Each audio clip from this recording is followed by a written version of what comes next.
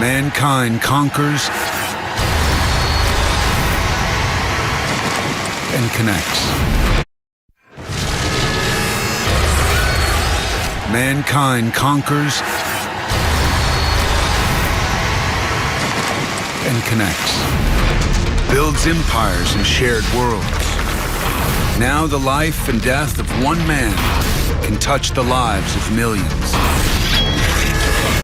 New forces rise.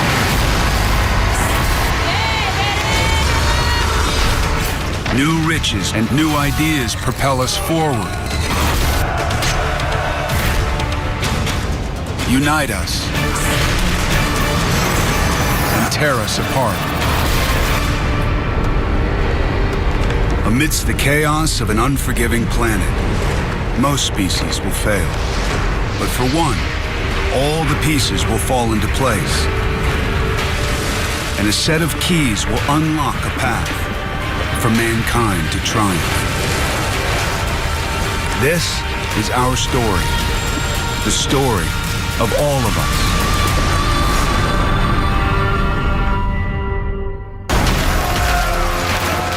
Jerusalem, 33 AD.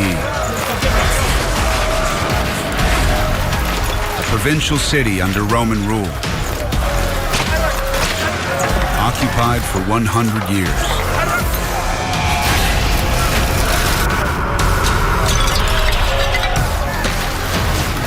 A man has been sentenced to death. Today, he'll be executed.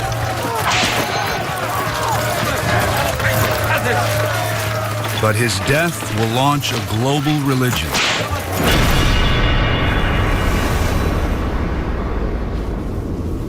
Today, a third of mankind worships in his name.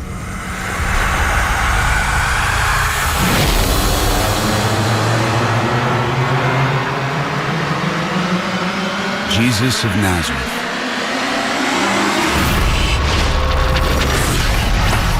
Jerusalem is on the eastern edge of the Roman Empire, a vast network of roads and trade routes. One of the keys to mankind's progress, mass communication. Now, an idea born in the Middle East can spread around the Roman world. 500,000 people are in Jerusalem for Passover, the Jewish festival celebrating the Exodus from Egypt. And among them, followers of Jesus. They believe he is the Messiah. But his teachings threaten the peace. For that, he will be crucified. Rome's special punishment for pirates, slaves, and enemies of the state. Thousands of people died this way, but we remember one man. We remember one death as if it was the only one. Because this one death changed every part, every portion, every corner of the earth. In the crowd, a bystander.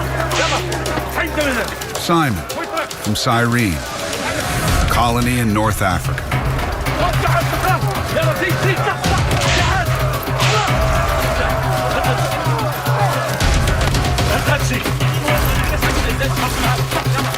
Simon of Cyrene was a guy who just happened to be in Jerusalem. Here was this procession going by him. There was a man carrying a cross, and he was surrounded by Roman soldiers. And hey, you come over here and carry this guy's cross.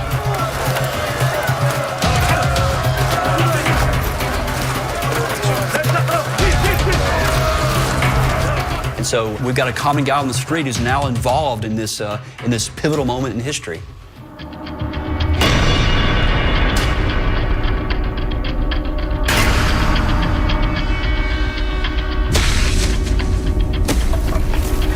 It can take 3 days to die on a cross. Blood loss, shock, dehydration, suffocation.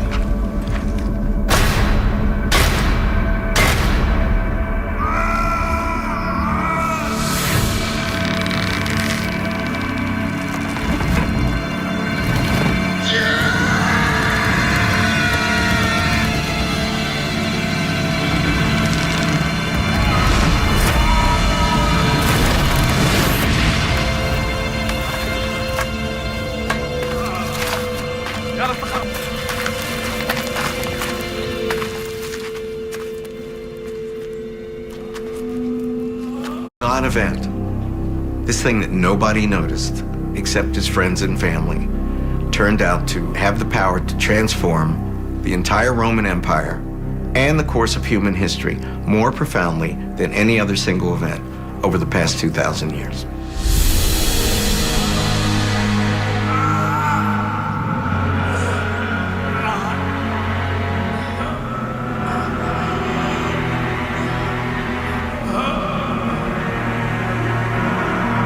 The followers of Jesus will retell his story and use the power of the empire to spread his message.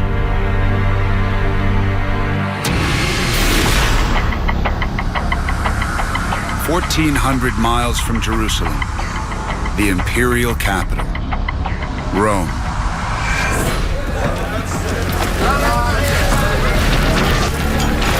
The largest city on earth. Population 1 million. It's 2.5 times more densely populated than modern Manhattan. But 18 years after the crucifixion, a series of droughts creates a food shortage. Rome needs 200,000 tons of grain each year, or its people will starve.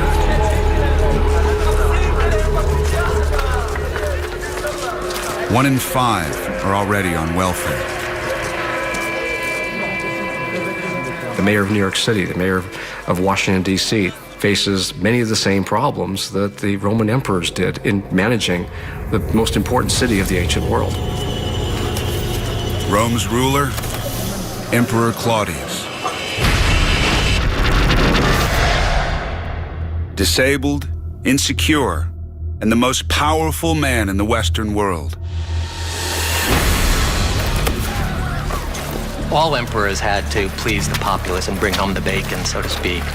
But Claudius had to try harder than other rulers to legitimize his rule. As emperor, Claudius is regarded as a god. But he still needs the support of his people to stay in power. He orders handouts for the poor. But there's not enough bread to go around.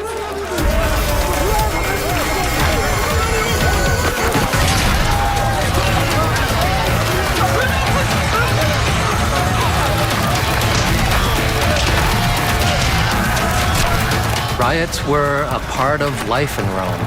It was a way that the people had of getting messages across to their ruler, and the ruler ignored that at their peril.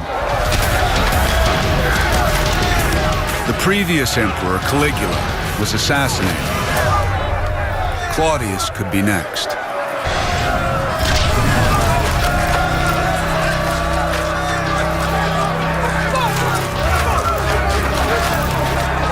The best way for an emperor to win over the public? Build.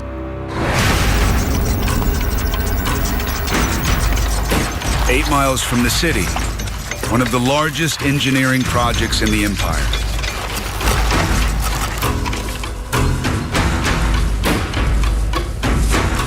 A mighty aqueduct. To carry water to the city, Roman engineers carve a route through 45 miles of countryside. They tunneled through mountains. They bridged across valleys. They built these vast structures across huge amounts of space without dynamite, without any kind of modern tools. And yet they're so well built that 1,500 years after the end of civilization, those structures are still standing. The aqueduct is powered by gravity. It needs to drop 1 foot every 300. Too steep, and the water will overflow. Too shallow, it'll run dry. Precision engineering. The secret to Roman construction.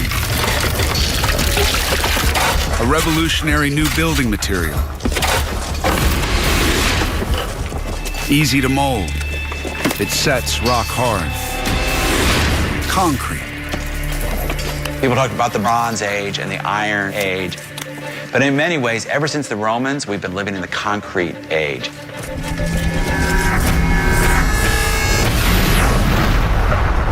key ingredient of Roman concrete is volcanic ash, and Rome is surrounded by 50 volcanoes. Today, 2/3 of mankind live in buildings made of concrete.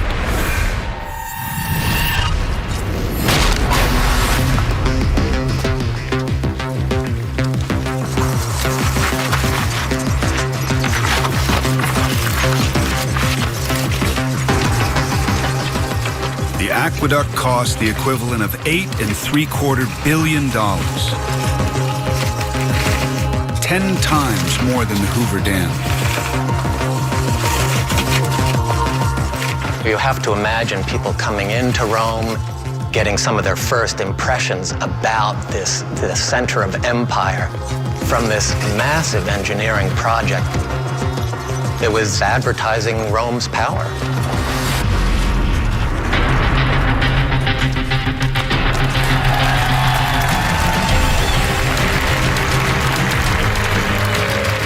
So everyone knows who built this wondrous monument. The emperor names it after himself. Aqua Claudia, the waters of Claudius. It takes 14 years to build. 400,000 blocks of stone.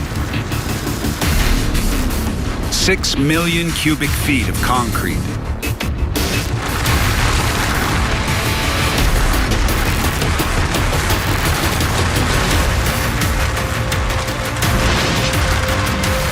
Rome's aqueducts will deliver 250 million gallons of water a day.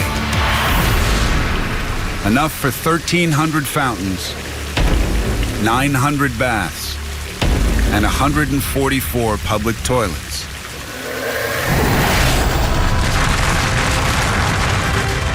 Rome is the most advanced city in the world. Apartment blocks 6 stories high, each with up to 380 residents. Under the roads, a sewage system helps sweep away 55 tons of waste a day. There's a police force, a fire brigade, a postal service, 30 libraries, 3 theaters, and 80 temples. Rome, the world's first megacity.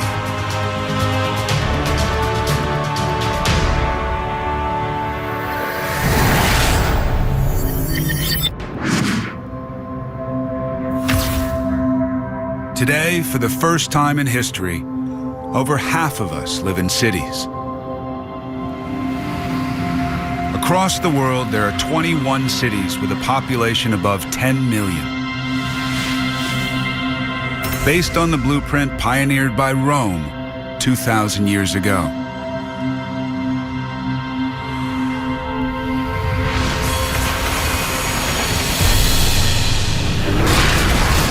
But Rome is more than a city. It's an empire. It'll spread its civilization across Europe and beyond. And it will do it by conquest. 61 AD. An amphibious force 800 miles from Rome.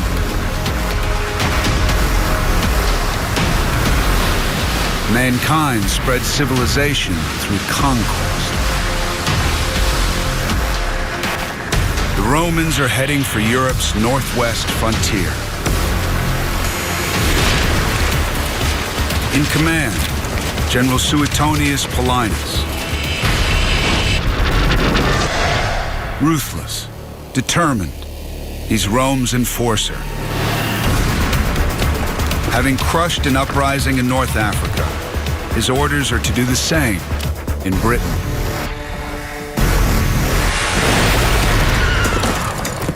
For 20 years, Britons have waged a guerrilla war against Roman occupation.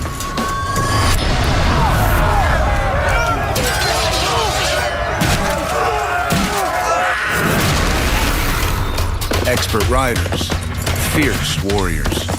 They collect the heads of their enemies.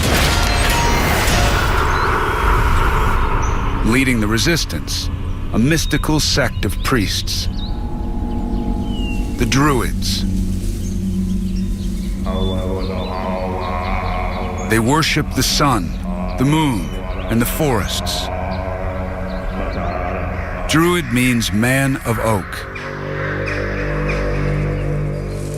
Roman writers regard them as barbarians and claim they practice human sacrifice. The altars were heaped with hideous offerings, and every tree was sprinkled with human gore.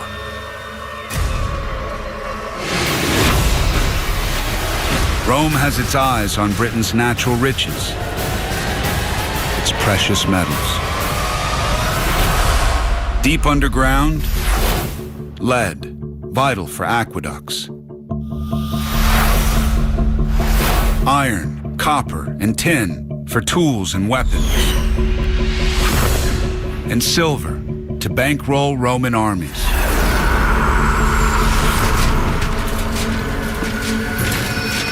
Rome's economic model was built on expanding the empire. To do that, you need to have a perpetual war machine that's capable of conquest after conquest. Up to 50% of Rome's spending goes on the military. More than double the proportion the U.S. government spends today.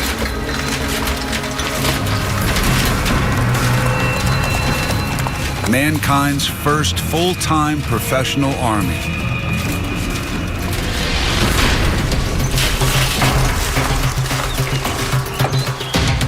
Each soldier is armed with a gladius, a short sword made from steel, designed for close-quarter combat. A pilum, a heavyweight javelin, 7 feet long with a lethal metal spike. And a shield, used in defense and attack. As Paulinus's men make contact with the Britons, the writer Tacitus describes the scene. The Druids lifted their hands to the heavens, invoking the gods and pouring forth horrible curses. Our troops were in awe at such a spectacle. But Paulinus has been a commander for 20 years. He knows he has the firepower to destroy the rebels. You can have passion, you can have guts, but if you run up against a military might, like Rome, that passion wanes quickly, those guts fade to fear, and the next thing you know, you're a conquered people.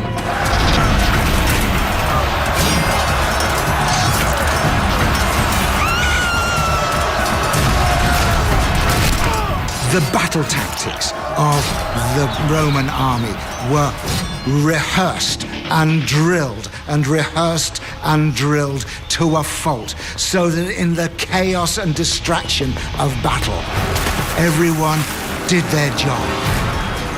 They knew what to do.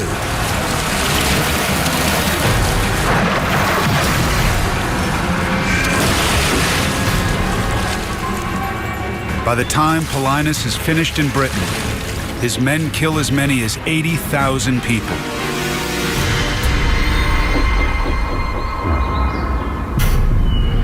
The rebel stronghold destroyed.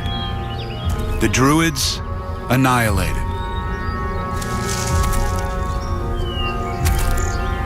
Once a land is conquered, the first priority, a network of roads.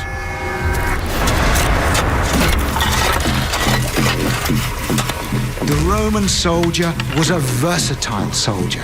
He wasn't just a fighting machine, he was an engineer, a road builder, a bridge builder. This meant that you could have rapid deployment of the Roman army. The Roman road, 23 feet across, wide enough for an army to march 6 abreast.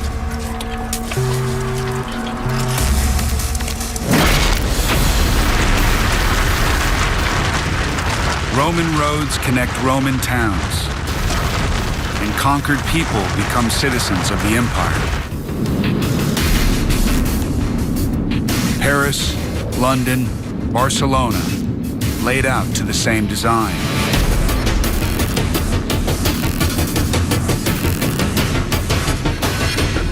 Baths, temples, plazas, and an arena, home to one of Rome's most popular exports, the games.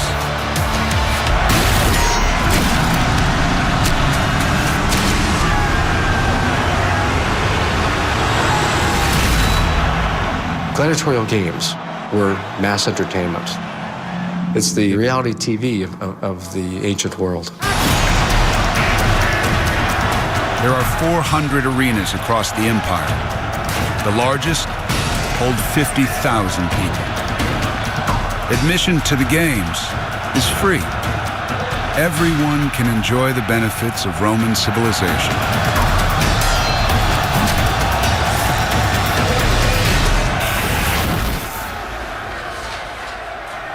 Most gladiators are slaves, forced to fight. But others are free men, looking for fame and glory.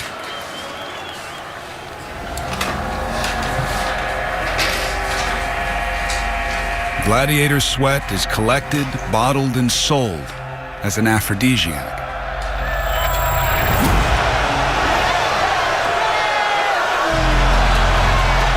A gladiator was like a rock star. They had fans. You can even see in their graffiti love notes from women to their favorite gladiators. A top gladiator can earn the equivalent of $200,000 a fight.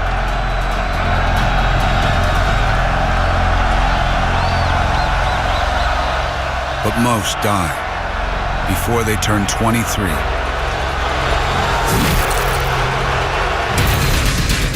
Rome is at the height of its power. Its empire dominates Europe, North Africa, and the Middle East. A fifth of mankind is under Roman rule. But unknown to the Romans, on the other side of the world, there is another empire, just as big and powerful. 166 AD.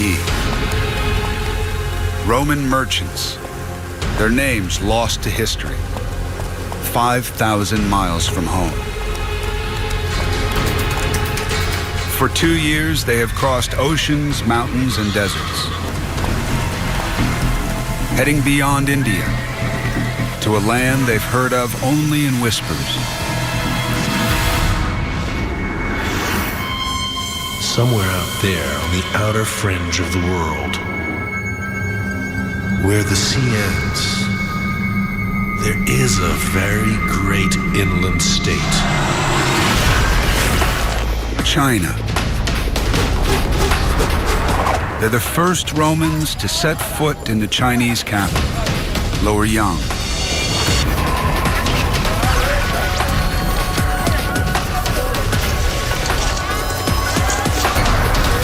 They've entered another world. Luoyang, China. Roman merchants 5,000 miles from Rome.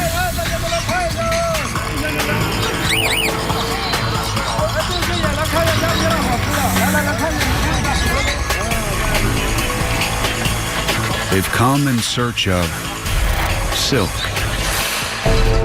The Romans were obsessed with Chinese silk. And they would cross oceans and cross lands in pursuit of these exotic foreign goods. It's not what they needed, but they were going after what they wanted. Romans spend the equivalent of $2.2 billion a year importing luxuries like silk from middlemen in India and Central Asia. But they don't know where silk comes from or how it's made. They think it grows on trees. Silk manufacturing is a state secret in China. No Chinese weaver is to share that knowledge with a foreigner. China knows the value of its silk as an export commodity. It's a secret China has guarded for 3,000 years.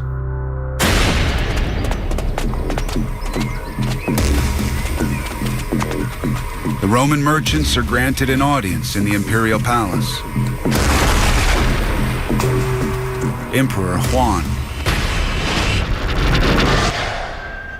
He came to the throne age 14 and purged his family from the court. The most powerful man in the Eastern world. Trade has fascinating effects.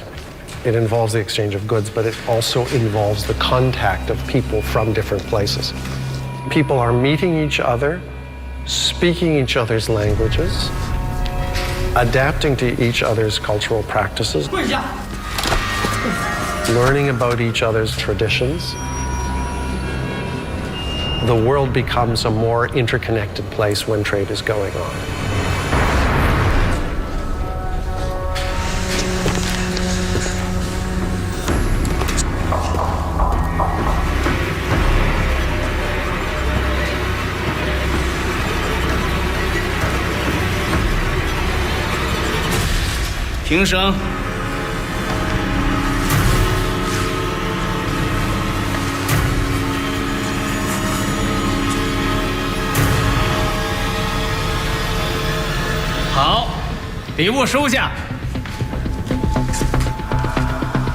The emperor welcomes the Romans, but doesn't let on how silk is made.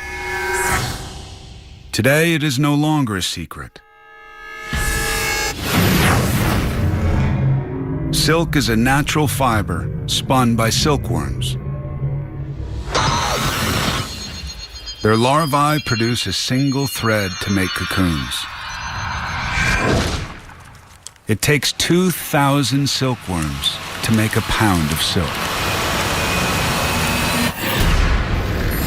For the next 300 years, China remains the world's great exporter of silk. It travels west through India, the Middle East, and into Europe. A 5,000-mile trade route, the Silk Road. The Romans wanted it, the Chinese have it, and as a result, silk connected the East and West for the very first time in human history. The Silk Road becomes a kind of channel along which goods, people, ideas, armies, religions are moving back and forth. Trade booms, but also the flow of ideas. Ideas that'll transform the future of mankind. Damascus, Syria, 4 years after the crucifixion, a man is on the run. Paul. Preacher, troublemaker, and the most important convert in the story of Christianity. Before his conversion on the road to Damascus, he persecuted Christians. But now, he will turn an insignificant sect into a world religion. Today, he is known as Saint Paul. He was a passionate guy. He was a guy with grit. He really believed in his God. He really believed in his gospel. Really believed in that Christ was the only way. For spreading the message that Christ is the Messiah, Paul is a wanted man. To Jewish leaders, he's a heretic. To the Romans, a rabble-rouser. If caught, he'll be executed.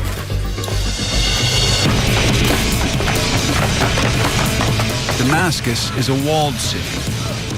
Every gate is heavily guarded.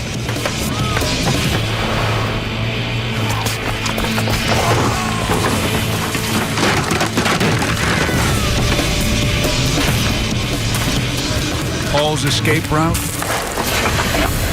Over the walls.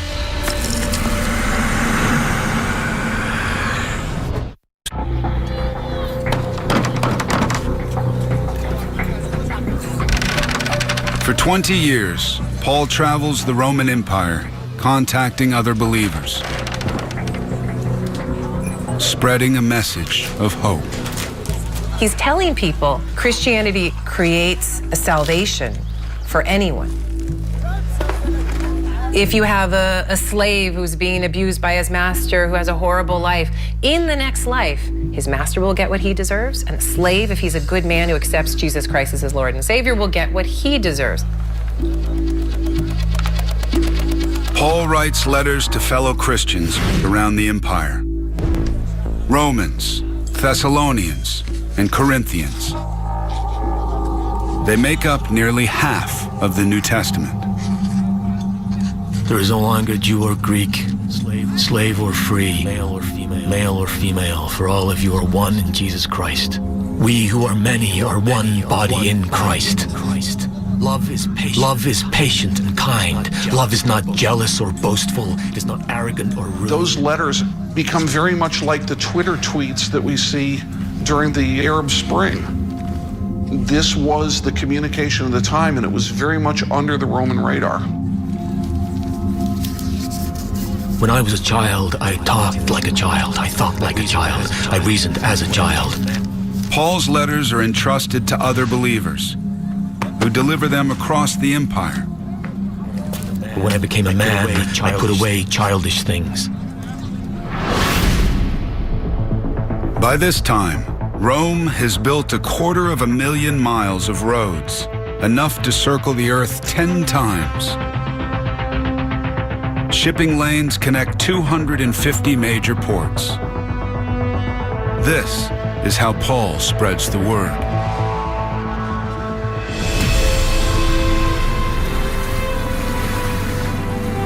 So faith, hope, and love abide. These three, but the greatest of these is love. The story of early Christianity really speaks to the power of ideas. That is what creates history. That's what changes people. That's what makes civilization. It's ideas. It always starts with ideas.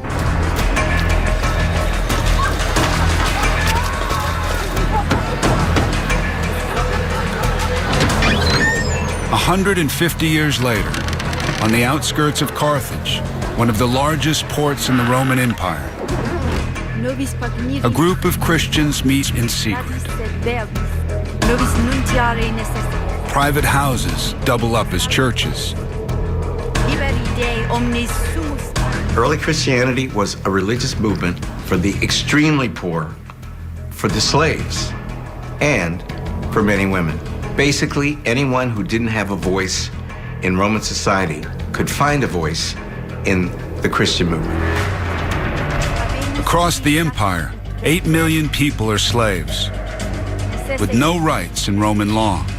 30 million are women who can't vote or hold public office.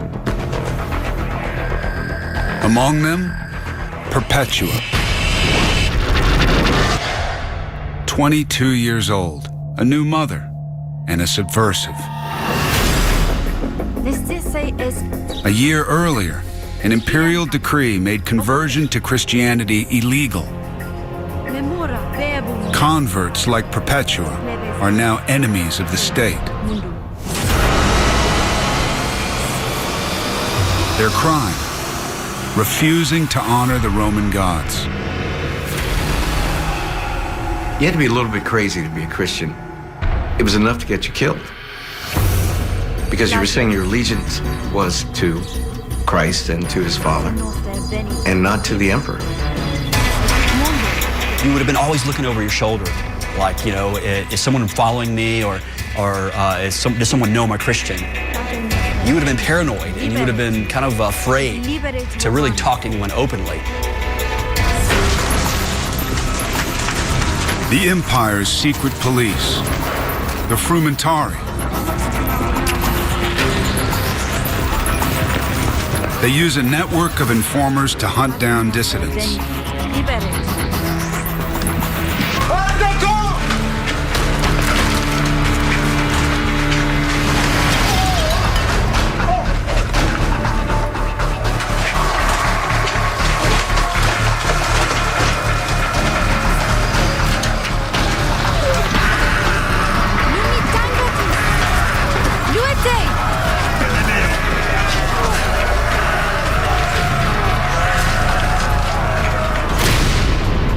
Perpetua is charged with treason.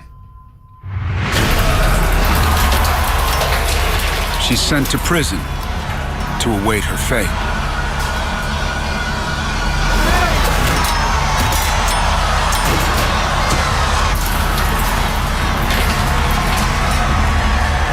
She keeps a diary, the earliest words that still survive, written by a Christian woman.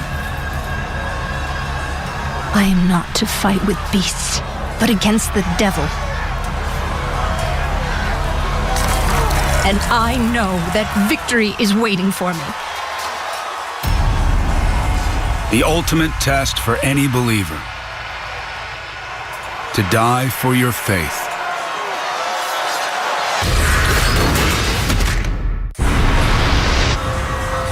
Christian dissident Perpetua faces a horrible death in the arena at Carthage.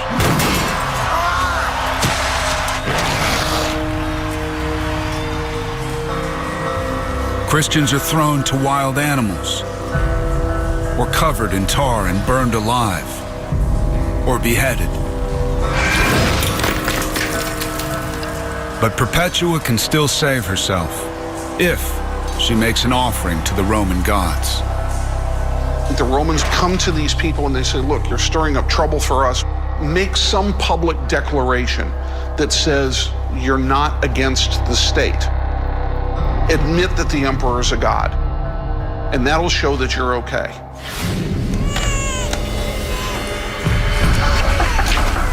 Perpetua's family visits her in prison.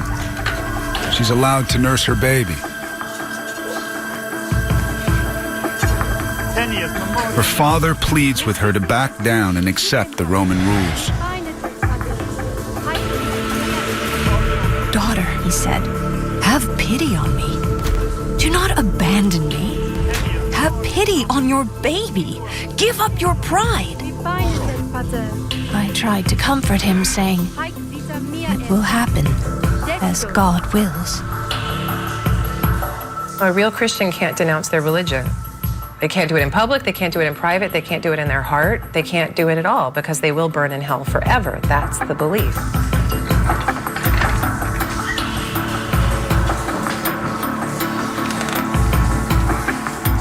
Imagine how profoundly courageous one had to be. To put your life on the line and say, yes, I am a follower of Jesus Christ. The courage to do that, that simple act, speaks volumes about the power of faith.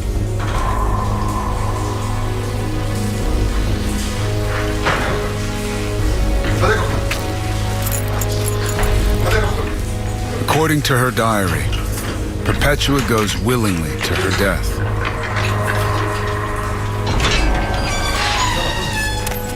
Her courage inspires one of the prison guards, a man called Pudens, to convert.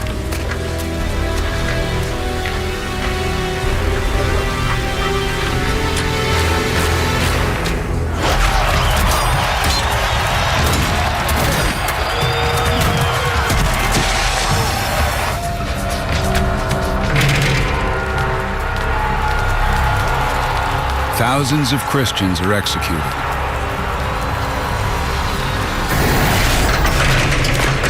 They become known as martyrs. But the more Christians the Romans kill, the more popular the religion becomes. In 100 years, the number of followers grows from 200,000 to 6 million. 1 in 10 people in the empire is Christian.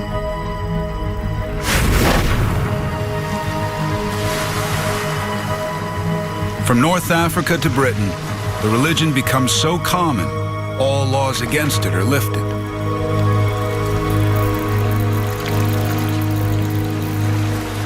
And then, a watershed moment.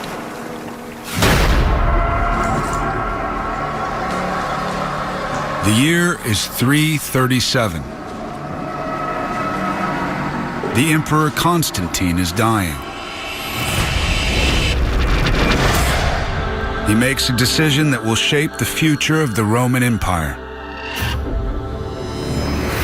The time's arrived I've long hoped for, with an earnest desire and prayer that I might obtain the salvation of God. The most powerful man in the Western world is baptized. For hundreds of years, Christianity was being quelled and put down by the Roman Empire, even persecuted. Now it's okay to be a Christian.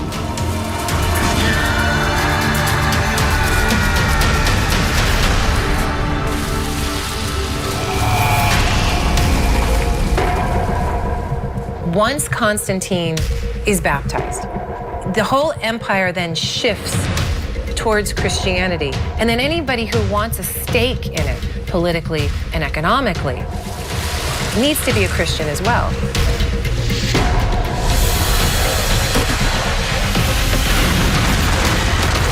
A new Christian capital rises in the east of the empire. Constantinople, today Istanbul. At its heart, a church larger than any temple in Rome. Hagia Sophia, the Church of the Holy Wisdom.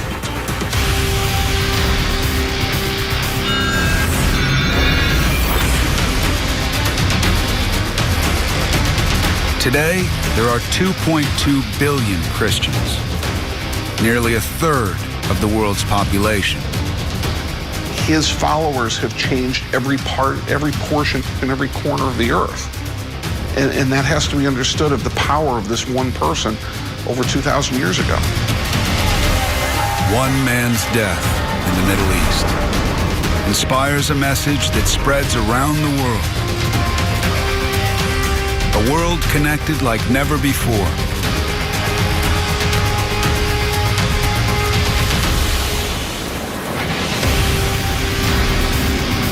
Christianity, the lasting legacy of the Roman Empire. But when empires fall, we remake our world. We innovate and explore new ideas, new opportunities, but also new conflicts. A clash of civilizations. Rome, 455 AD, at the gates of the imperial palace. Geyserin, known as the Spear King,